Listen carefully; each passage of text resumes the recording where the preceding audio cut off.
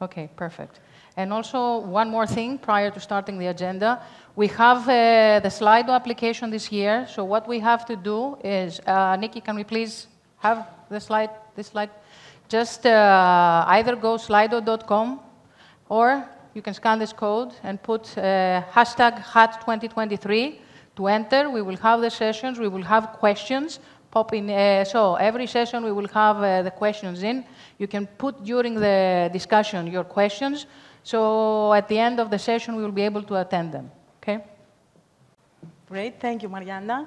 I would like to welcome for the first presentation today of our summit, Mrs. Joanna Bonnett, the Head of Sustainability and Group Treasury of Page Group and Head of ACT, to discuss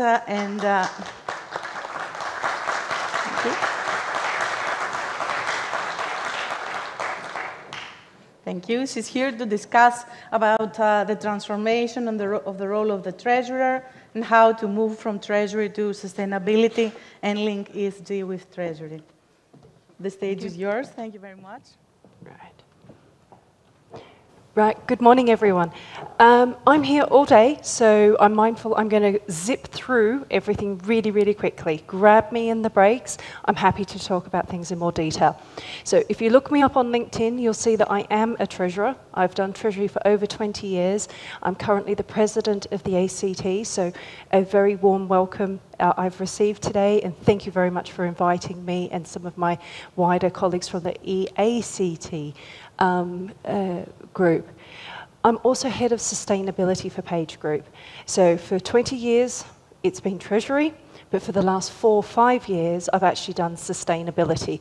And so why am I here talking to you today? Because I can sit in both of those camps. I can talk to you about treasury, I can talk to you about debt, investments, banks, insurance, why do they matter, what are they talking about, why do we need to think about this? But I can also talk to you about, well, what is different in sustainability and why isn't it in treasury? So I know I'm quite unique that I've got it in both areas in my remit, but sustainability is fundamentally different. It's a very different way of thinking.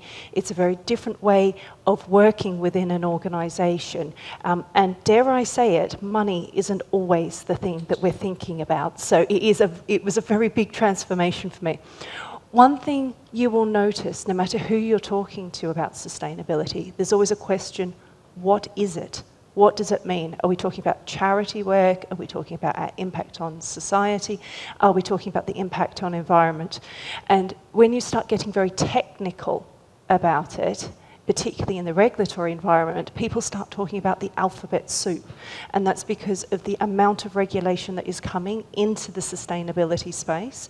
And as a treasurer, you may not need to be an expert in it, because you may not be an expert in tax, you may not be an expert in the consolidated financial accounts, you may not be an expert in investor relations, but you have enough knowledge in there to know what you need to know. And you also know what you don't know and where to find that extra information. So what does a sustainability team do? I break it up into 3 core areas. It is rapidly evolving. It may be different in different companies, because depending on what sector you're in and what size company, there will be a very, very different focus. So if you're in an oil or a mining company, a product-based business that makes things, manufactures things, probably your largest impact will be in the environment. So you will have quite a heavy focus.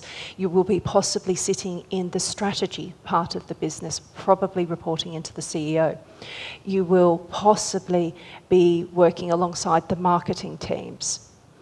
If, however, you are in professional services, you could be a tech company, you could be a media company, again, professional services, lawyers, banks, perhaps. You may even be in more of the marketing side of the business, maybe even the CPO side of the business. So you sit in very different areas, and it also then affects what you're looking at. So if you're that type of organization, that type of industry, you may be more focused on people, your impact on society. How can you make your impact greater on society and reduce your negative impacts? Beyond that, it also depends on what your CFO is thinking. because you may have, say, anti-money and bribery, corruption areas of challenge, compliance challenges, say you've had audit findings in the past, so suddenly the CFO may be interested. There may be pressure on your banking arrangements, insurance arrangements, your investor relations may be placing the CFO under pressure. So again, it very much depends on your individual company.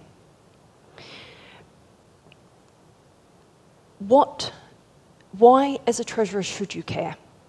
Your banks will be talking to you about it. If they're not talking to you now, they will in the very near future.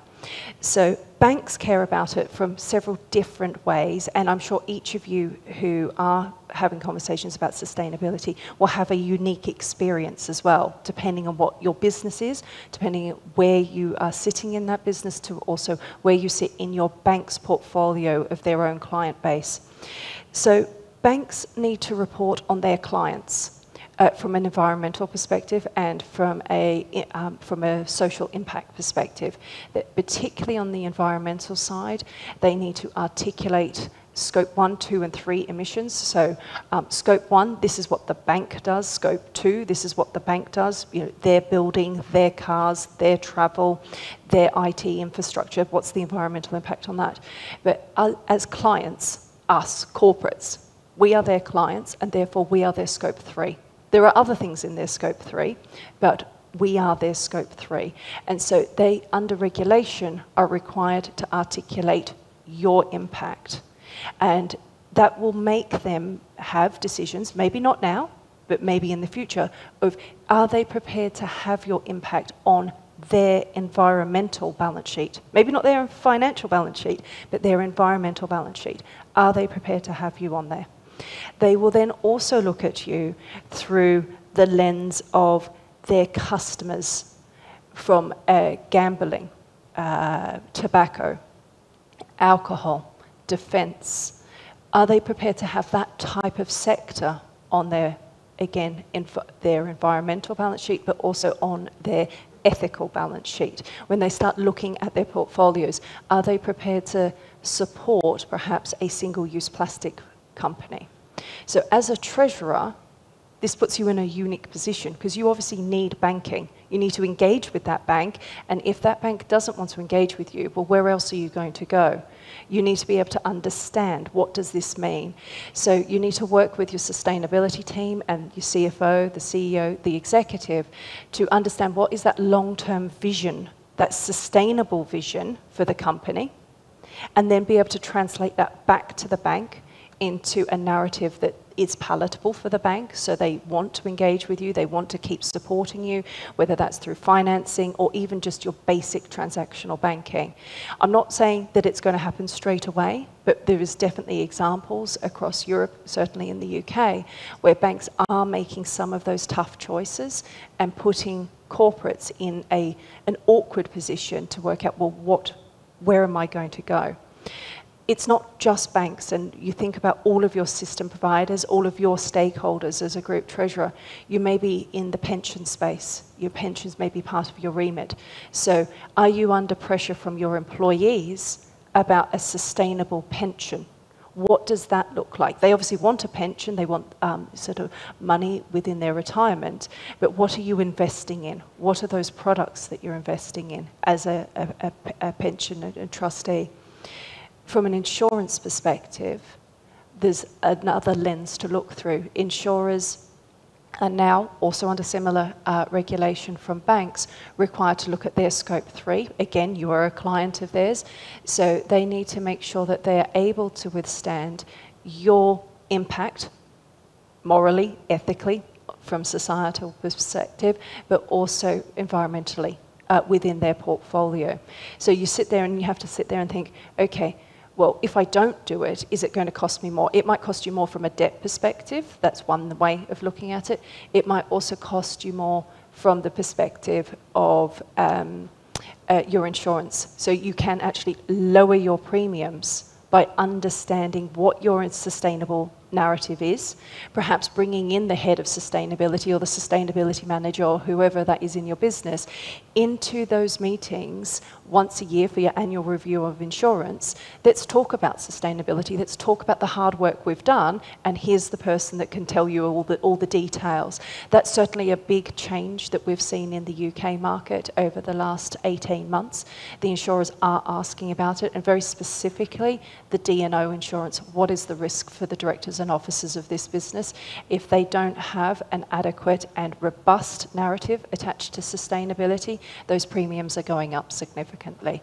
So it is something that we're all looking at from a Treasury perspective, but it is through using and leveraging the expertise within the sustainability teams. Right, next slide. Very, very quickly. Oh, not quite sure what happened there. Picture's gone. Right, so what's happening today, you can easily see these are 3 things that you can easily Google on the internet. We've got big deals going through, big brand names where they've got the various deals attached to lending, whether it's an RCF, whether it's bond issuances, whether it's green bonds, whether it's sustainable bonds. Big brands are doing it. They want to get the premiums on their lending down. They want to be able to articulate to their shareholders the good and hard work that they're doing, and also make very public commitments.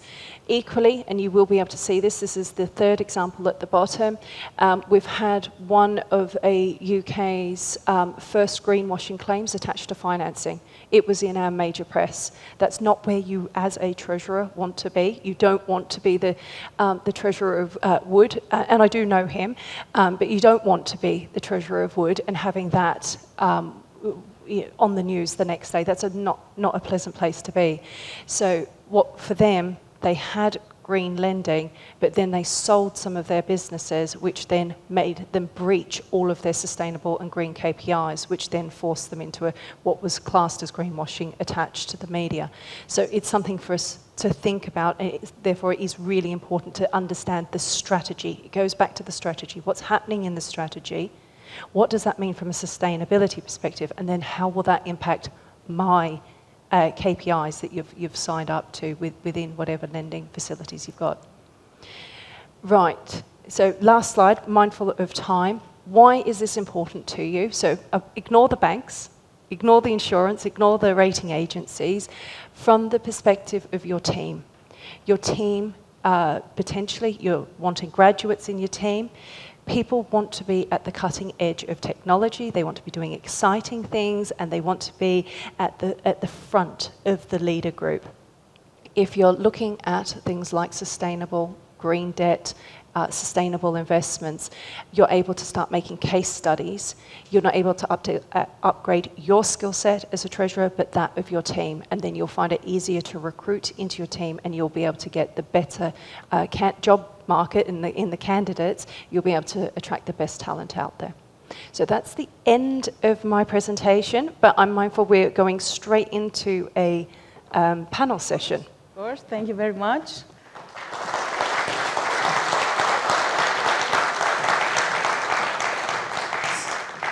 Thank you very much. So we'll move forward to our panel discussion about the ESG challenges for treasurers, the impact that matters.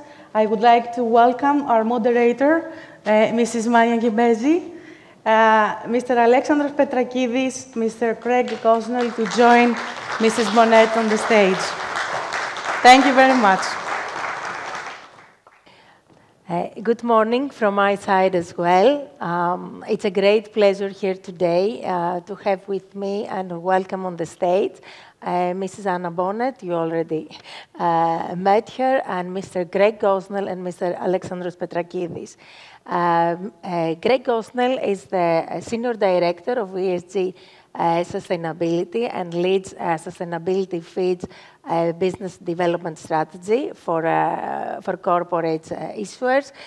He has been working with Fitch for the last 9 years, already since 2009. And he has working in several business development roles, and also he has served in the past as Fitch Ratings Head of Relationship Development for EMEA corporates. Mr. Alexandros Petrakidis, he has more than 25 years experience in corporate banking.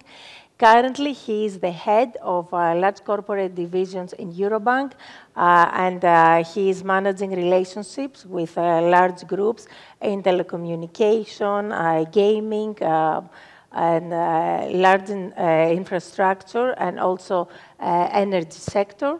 And before he joins Eurobank in 2009, he was also senior relationship manager in Piraeus Bank. Having said that, I think we have a very interesting topic to discuss today.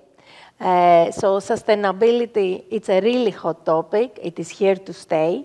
And for sure, it is something that is impacting corporates in many different areas.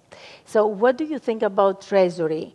Can Treasury drive the sustainability revolution, or should, as part of his strategic role, or should maybe remain in the shadows and just acting just as a supportive function? So I think it goes back to what I was saying in my presentation. Yeah. I do think there is a really key role for a treasurer, but it is through that financing lens.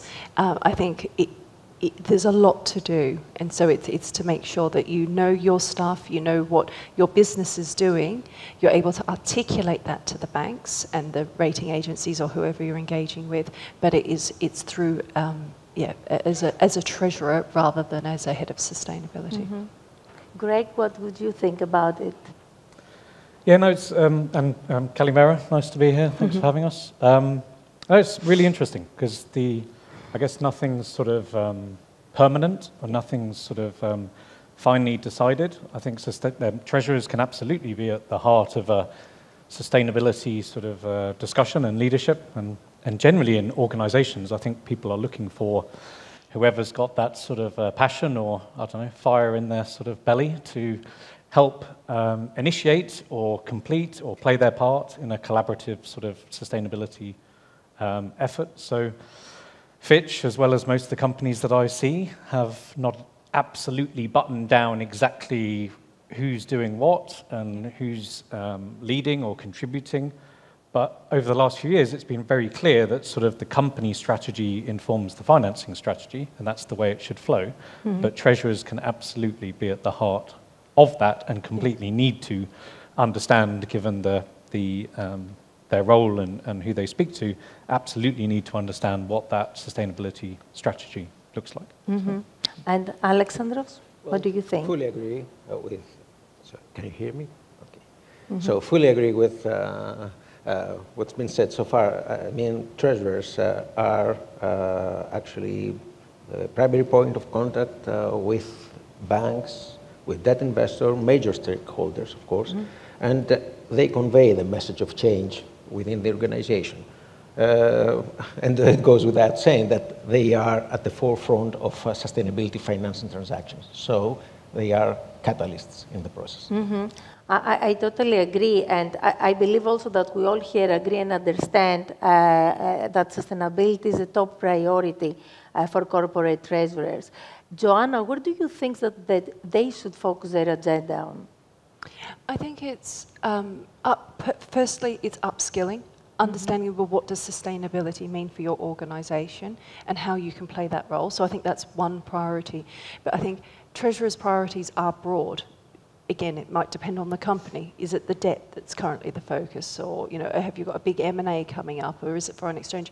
That still needs to continue. Business as usual needs to continue. But as you're going through business as usual, how can that be more sustainable? How can I do this in perhaps a newer way?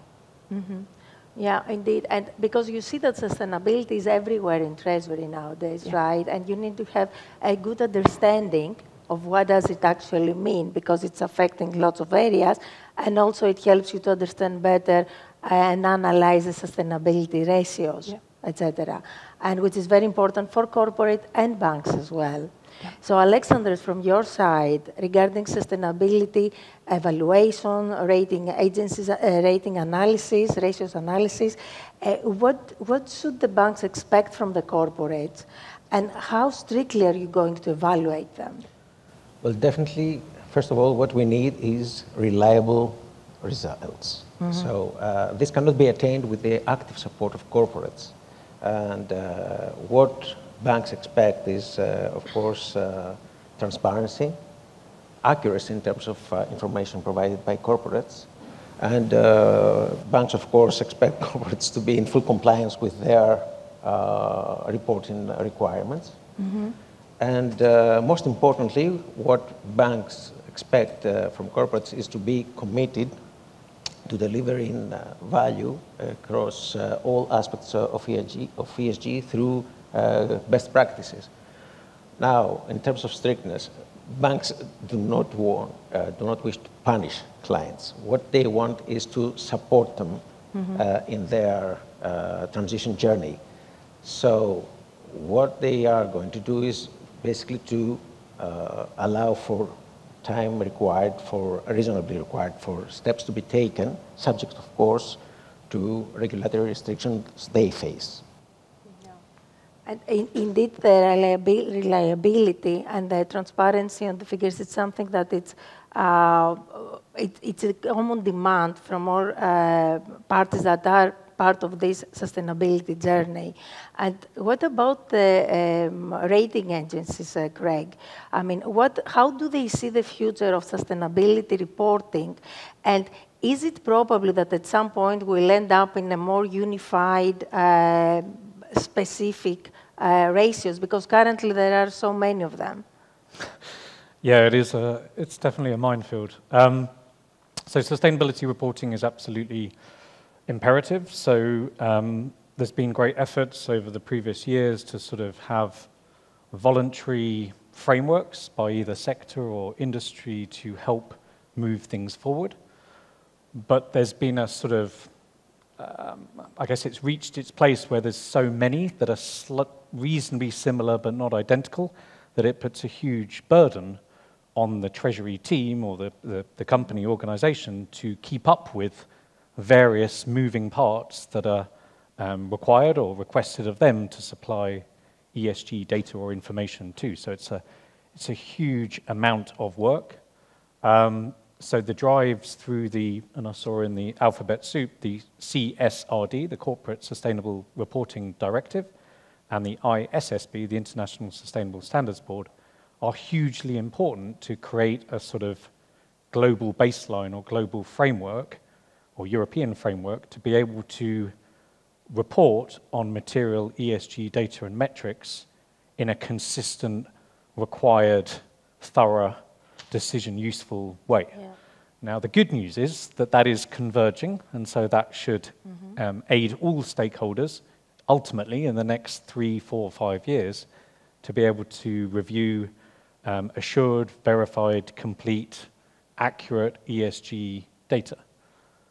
The pain, sorry to say, I guess will come because it's quite comprehensive. So there's a lot of going through to make sure that you're completing and adhering and have the good quality data or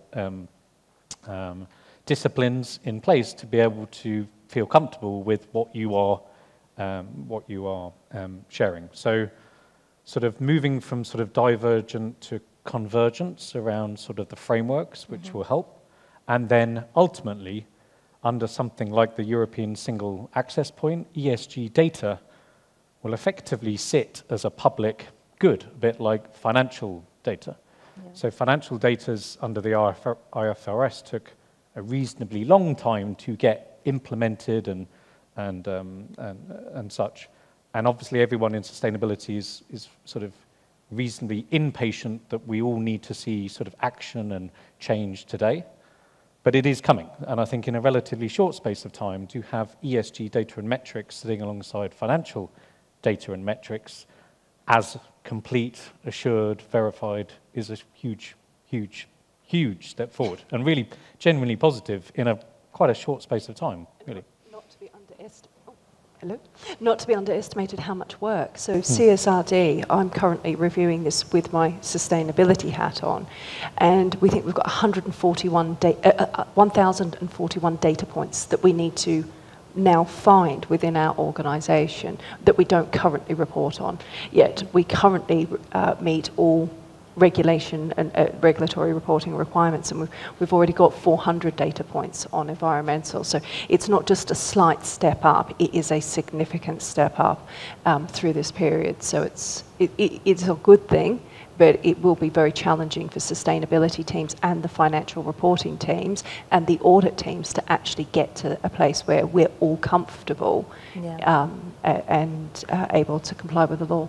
And I'm sure that there is more to come, but the corporates have already started feeling this pressure on this additional requirement slowly. Yes. So for sure we are all waiting for this divergence and alignment on the framework side as well. And Alexandros, what about the banks? Are the banks working on trying to formalize a little bit in a unique approach when it comes to the sustainability assessment of the corporates? Are you working in that direction? Well, yes. Banks are working towards a unified treatment of a matter. And they wish to streamline the process and make it easier because, as both Craig and Joanna said, it's lots of work. So it's better for all to do it once for all banks, having a common questionnaire, a uniform questionnaire, having a common platform that would be accessible by existing and subject to conditions, of course, potential banking partners in order to make things easier for corporates to and more efficient, of course. Now, the idea, of course, is to have a common basis for a rating that would be universally used by all banks, thus making, of course, the overall assessment easier and the results more reliable. Yeah.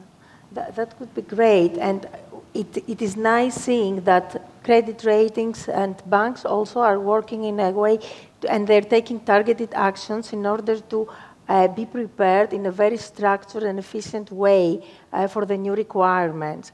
Joanna, where do you find corporates fit in that journey? And what is the main sustainability target that you have in your treasury team? So my treasury team at Page Group, we've only got a limited amount of debt. We're actually net cash. We always have been. So we've just got a couple of RCF facilities as headroom should we ever need it. All of that became sustainable 4 years ago, and so it's about maintaining that, making sure that we've got the right KPIs in place and that we're going to meet them. The treasury team, also transitioned all of our investment portfolio because we are cash rich.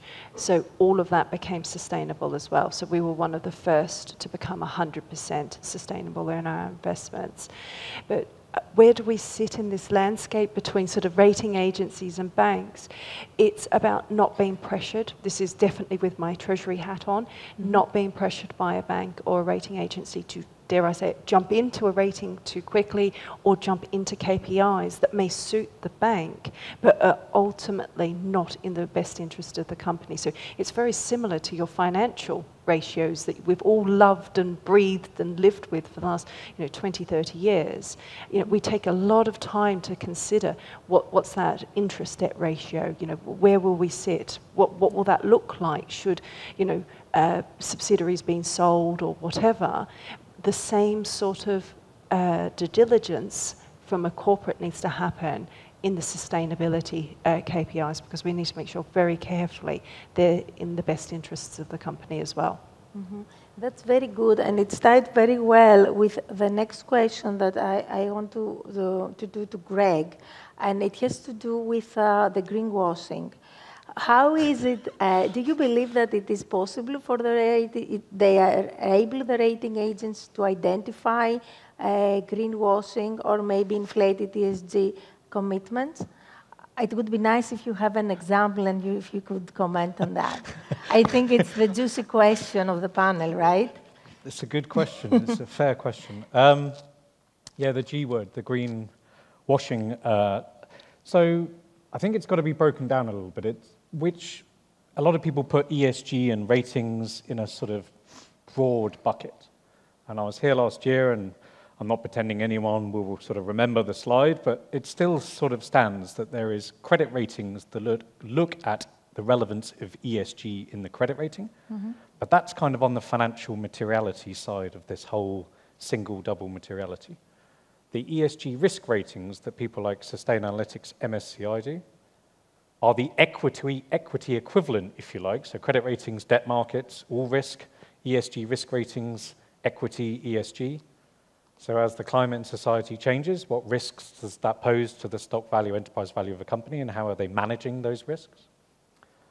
And then there's the second-party opinions, which are required for labeled instruments, be them loans or bonds, so green bonds, sustainability-linked, where the job is to confirm that what you see in a framework aligns to the principles that are laid out by the ICMA, the International Capital Market Authority, or the LMA on the loan side, or LSTA. So with all of that, there is different places, and then at Sustainable Fitch, we are doing the impact ratings. So the impact companies have on the environment and society, not how they're impacted by it. So you've got to sort of flip the coin round. And by doing that, I think you are able to measure and show the impact that companies have on the environment and society, as well as their, call it, credit rating. And I say to everyone, the people can have brilliant, fantastic credit ratings and still be reasonably brown, or they can have sort of lower credit ratings and be pretty green, or anywhere in between. So they are two sort of different things to measure. So I think what will help, to be fair to the raters, is the availability, consistency of the data, because the foundation that credit ratings have is very assured, verified, complete financial data. So you're stepping on something that's very clearly sort of laid out. So the gaps that are in ESG data, or proxies, or guesstimates, and then you have to sort of say, is that genuinely, intentionally inaccurate? Yeah. And I can't see many people doing that. There's such huge reputational risk that I don't know that anyone's going into it going along that line. Yeah. Now, so with all of that in mind, I think you can't, there's been a bit of a sort of, I don't know, bugbear, I don't know, with rating agencies in general maybe, but particularly in ESG, in the fact that they're generally done without the company participation, knowledge, awareness. I think if most companies are asked, whether it's a credit rating, an ESG rating, or any score opinion, they'd at least like to see what it is, understand the methodology, understand the approach, challenge, disagree with the answer, but then you get a more transparent, trusted sort of process. So the more that whatever rating or opinion or score you're doing, you're engaging with the company, retaining your independence, but having a conversation, that does sort of help. So I don't think there's anyone sort of deliberately out there inflating, but even if, and that's why this green hushing is a new green washing. So for fear of being sort of not labeled, because that's in another, but being sort of seen as not, artificially inflating your metrics or what have you, I won't say anything. Yeah. Because if you publish something and you achieve that number within 3 years, everyone, oh, well, they didn't, But because it's so new, I don't think that people can really map that out. Yeah. Scope 3, what you were describing before, a lot of people don't even know. Yeah. So how you can put a number out there, I think you should be able to put a number, but maybe it's a range, maybe it's qualified, maybe there's an asterisk, maybe there's something, but I don't think people are doing it unintentionally, but they're doing it with the data that they've got available at the time, and there's pressure for them to put something out there. Now, if in 2 years or 3 years that number goes up or down, I don't know that such accusation should come with it at this stage. I just think we're a little bit too new or early myself. As an example, with Page Group, our Scope 3 emissions, we're a recruitment company and we're in 40 countries. 80% of our Scope 3 are IT. So all I need is LinkedIn, Microsoft, Google, and broadly Amazon to miss their own Scope 1, 2 targets, then I have automatically missed my Scope 3. I'm also, whilst we are listed and FTSE 250 in the UK, we're not big enough to negotiate Microsoft's scope emissions. We can have a conversation with them, but ultimately we're not one of the biggest companies in the globe. Microsoft absolutely have the upper hand. So there's real challenges. You can do it with your best intentions, but it is broadly out of your control. I believe it will be a learning curve for all of us, I believe. I think this is the way that we're going to, the journey that we're all going to do together. Yeah. Because we should not forget also that if the corporates do not meet the ESG commitments that they will have, there will be implications, right, Alexandros? So what would be these implications in terms of financing and investments if corporates do not meet these ESG requirements? Well, basically, the idea is to, of course, to have implications not only in economic terms, but also in terms of quality of their banking relationships. Yeah. Well, same as what is the case today for companies in breach of material obligations. Now, I said before about rating systems the banks are developing, and in there, of course, search for reliable ratings, for reliable assessments. These assessments are, these processes are work in progress for many countries, and Greece is, of course, one of them.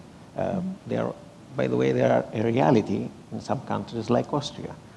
Now, what it's going to happen, in my view, is basically to have the credit ratings of companies assessed in tandem with ESG scores. And on these grounds, banks are going to formulate their strategy towards their clients.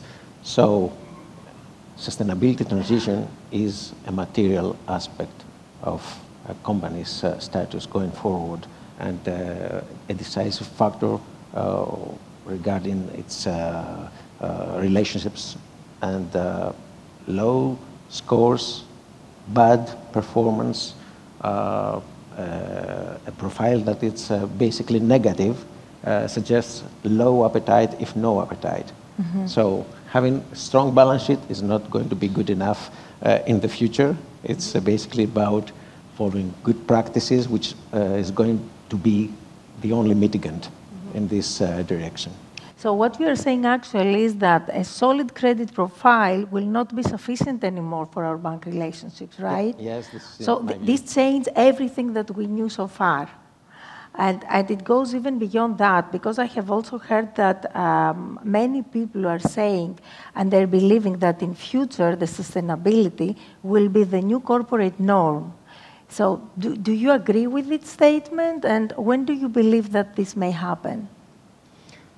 Well, I fully agree, and I think that the pace is going, I'd expect a step up of the pace in the process, especially in geographies where there have been, we see certain targets set, like, for example, net zero targets, like net zero to 2050 for Europe or 2070 for India, for example.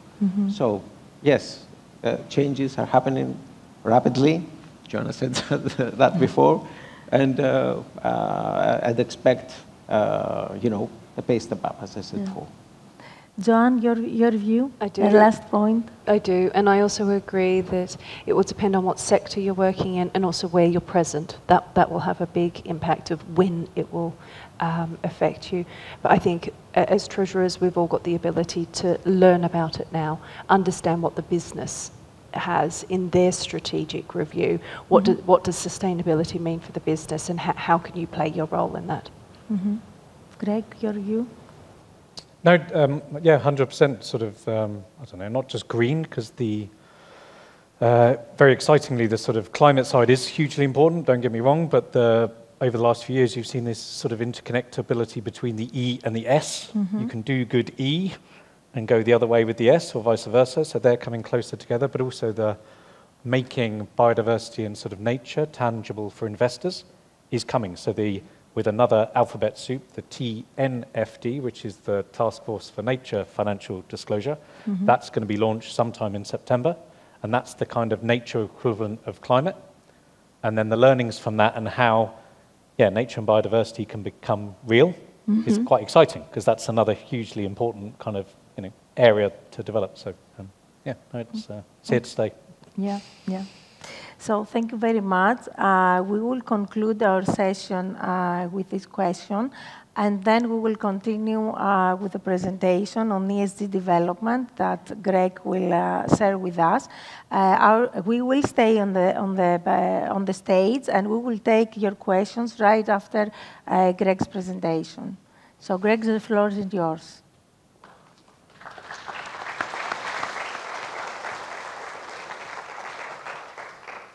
So building on the very good panel, and thank you everyone for that, there's sort of a few key ESG developments, all with the sort of overarching goal of improving or building or further storing trust and transparency whilst sort of transitioning. And I genuinely believe that that's kind of at the cornerstone of everything, and everyone, whether you're a regulator, an issuer, a rating agency, the investors, everyone's trying to create, guidelines or frameworks to further build sort of the trust and transparency behind sustainability markets and evolution.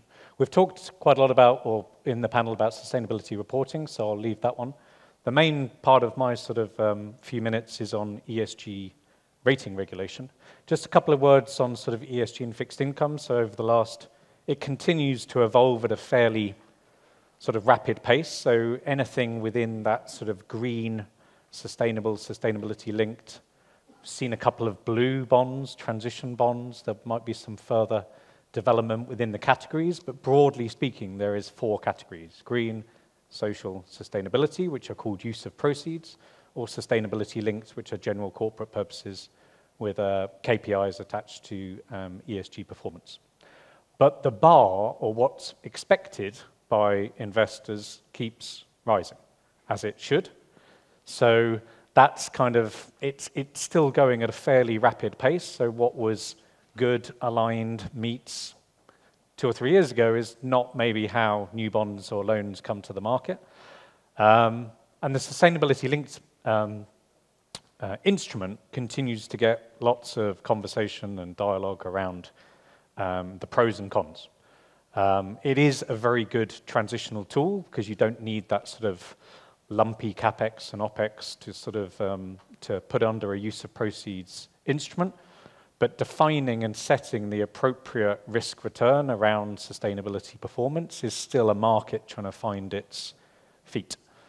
And then the labeling regimes under this sort of SFDR, the Article 6, 8, 9, and the equivalent in the UK, will help to drive pockets of, or portfolio of liquidity where investors in green bonds, impact funds, thematic funds will start put more money to work within Article 8 and 9, and how some of the data that investors receive to help them in their work is hugely important. So things like EU taxonomy, alignment, these principal adverse indicators, and other disclosure and data tools within debt. So quite fairly, equity is super important, yes, but in order to get to where companies and markets want to go, the debt markets are hugely important to sort of reorientate a lot of that capital into sustainable projects and initiatives. So the capital markets are hugely important. And then the main part, the last sort of 5 minutes, is on ESG rating sort of regulation. So I'm sure you all love ratings, credit ones or ESG ones. But this is kind of no surprise, it's had to come. So there's a 77-page paper, which I'd be surprised if anyone has waded through. But to sort of save you that time, I've kind of put the 4 main parts of that paper in this slide here. So the basics, it's the same, I hope they're not listening, same police as credit ratings. So the European Securities Market Authority, ESMA, the FCA in the UK, quite fairly, quite rightly, being asked to provide guardrails and rules within the provision of ESG ratings. I hope you do all love credit ratings, and there's a conversation after this, so let's make sure we do. But they serve a purpose, and there's also quite tight rules around how we do it. So methodologies being reasonably transparent, governance and controls in producing ratings, mitigating conflicts of interest. They're all things that S&P, Moody's, and Fitch would have to adhere to, which means that the outcome and outputs are what people are looking for more in sustainability, which is correlation or standards, etc. So this is no surprise. The methodologies in ESG must be rigorous, systematic, objective, and subject to validation. I think that's been a sore point, that you could be scored or rated, but you don't know the methodology that sits behind that. Is it E, S, and G? What's the weightings? That third one's quite interesting because there's quite a lot in there, and ESMA don't give you that sort of black and white. They give you language that you then have to sort of interpret. So maybe people will interpret this differently or lobby against certain aspects, but ESG rating providers may not also provide credit ratings, benchmark, investment activities, consulting, or other financial services. And having been at Fitch for 15 years, since the financial crisis, you can see that there's a lot, it's chalk and cheese, so how well-governed credit ratings were 15 years ago and how issuers and the market talk about ESG now is still poles apart. So Fitch Ratings produces credit ratings, Sustainable Fitch ESG ratings, but there's some other bits in there that I think are fair. Things like benchmarks are quite common though, so I've never really seen those in a legislation or attempted legislation. But things like, the banks are the ones who provide the structuring advice or support on frameworks. That's not the job of us. Whereas in ESG, sometimes people are trying to wear two hats. They're trying to be the advisor and the rater. So the banks are the advisors, the raters are the raters. So a little bit to clear up there. Disclose their methodologies and assumptions behind them, and also the sort of governance and controls in producing ratings. So do I just sit at my desk and score someone, or does it go through like a committee, approvers, before it leaves the door? So this is really important, but also what does it kind of mean? And I think what it means is that, and I do, I'm loyal, so you have to stick up. I do think that credit ratings get an unfair sort of, stigma or reputation because, I don't know, there's 30,000 trillion ratings out there, and people only really remember the one or two that go wrong. They don't really remember the 99% that perform pretty well. But in ESG, there's not that same performance, expectation. So there's ESG ratings out there that are pretty high, and if something happens with ES or G, what's the sort of backlash or scrutiny on the rating itself? So I think with this in mind, more scrutiny, higher bar, more legislation. My personal view is that some of the rating agencies, not necessarily the credit ones that do ESG, but the sort of typical ESG ones, will have to review their approach, methodologies. Are we happy with it? Are we, where sustainability is now? If some of those scores are already AA, AAA, I don't know where you go. They're already defining that everything is green and perfect. So I think that will lead to a sort of migration downwards or a recalibration of the sort of the score, which is no fault of the company. It will be because the rating agency reviews their sort of methodology. So in simple, I would propose, I can't advise, but I would suggest that people reach out, speak to your ESG raters, scorers, and what's their view in terms of this sort of legislation, and how do they think it will change the scores or ratings that are put on the companies that are in the room or online. So I don't believe, I might have one more slide, but that was, I think, the main purpose. And I'm not going to talk through much of this, but this is just how Fitch Group is set up to think about ESG. And we are pretty proud because it's taken a long time. So Fitch Ratings, we're in a sort of unique position, if you like, with the Fitch Ratings and the Sustainable Fitch side. So Fitch Ratings have, since 2019, looked at the relevance of ESG in the credit rating. Now got an excellent extension to that, which is called Climate Vulnerability Signals, that looks at a reasonable 2-degree warming scenario and how climate change affects the sort of risk appetite, scenario-based on different industries and sectors, and how climate change will affect performance or credits or sectors in the sort of medium to long term. So those both are under Fitch ratings, and then Sustainable Fitch does ESG ratings, these transition assessments and second-party opinions. But as I said in the panel, the ESG ratings that we do are the impact that you have on the environment society, not how you're impacted by it. Whereas a lot of ESG ratings are how you're impacted by it, which is sort of a risk equivalent to our credit rating. And I didn't know we were going to do this, but I do have like a Q&A, question and answer slide, so perhaps that's a good segue. You get all the questions once you finish, so don't worry about that. I've finished. I'm okay. done. So thank you for listening. Thank you.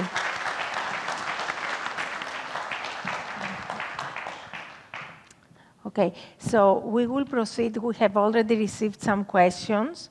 So I'm going to read the questions that we have received, and then you can provide your replies, okay? So I would start with the first question, which is, if a treasurer wants to pursue further knowledge in sustainability, can you provide 3 steps to make? Because we all understand that we do need to get more familiar with sustainability. So what are the main 3 steps to take? I'll answer You that. can, yes. Yeah. So I think that there's a lot of courses out there on sustainability. So you may find one, there may be ones in Greece. I don't know the local market enough to know what is available. So I am obviously from also the ACT. So we've got some easy bite-sized chunk learning in sustainability. This is the first step. So, what is sustainability? What does it mean? So it's a good way of doing that. If you're going through your qualifications now, or maybe your team members are going through their qualifications, I would certainly look at those qualifications to make sure they are not only treasury focused, but they've also been updated to reflect, sustainable finance, for example. So I think it depends where you are on your career journey. If you need to do a bit of a catch up, there are definitely courses out there. And I'll just do a shout out to the ACT courses because they are available and they're also treasury focused. Great, great. Then I would proceed. Does anybody else wants to add something, or I can proceed with the next question? Okay. So the next question is from Liliana Angelakis. Today in Greece, each bank has its own checklist to rate the ESG compliance per client. Are there any actions to unify this, thus reducing a treasurer's work? I think this pretty much we covered, but if you want to share something, Alexandros, please do so. Well, yes, there are actions towards this direction, and I'd expect, corporates to be requested to assist in this process soon, possibly by the end of the year or early in 2024. Mm-hmm. Thank you. The next question is from Erwin Bastianen. So in Europe, when we talk about ESG, we tend to focus on the E. Do you think treasurers can also contribute on social and governance aspects? Who wants to take that one? Well, the immediate that comes to mind is certainly on the G. So as in terms of within the company, the ESG committees, the controls, I think certainly they can. Less apparent to me on the S, but there might be others that think differently. Yeah. So I'll take the S view. You will have charity days available to you, perhaps through your own company. So perhaps you can think about, well, what can you do from a charity perspective? Maybe you build that into your team building day. But very specifically on S, how do you engage with your bank? Is your bank diverse when they're talking to you? Do you yourself as an individual, do you acknowledge neurodiversity? Are you truly open and transparent with your teams about the importance of the various things in society? So this is about you as a person rather than perhaps you as a treasurer, but it is you as a person. What sort of manager and leader are you? And are you encouraging the full, transparent, open team members? Okay, thank you, Joanna. So the next question is from Francesca Mandelli. How do you make sure your investments are truly sustainable?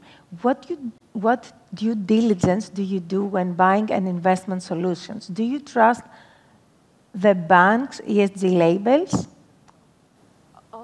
I'll take this and then perhaps over to you.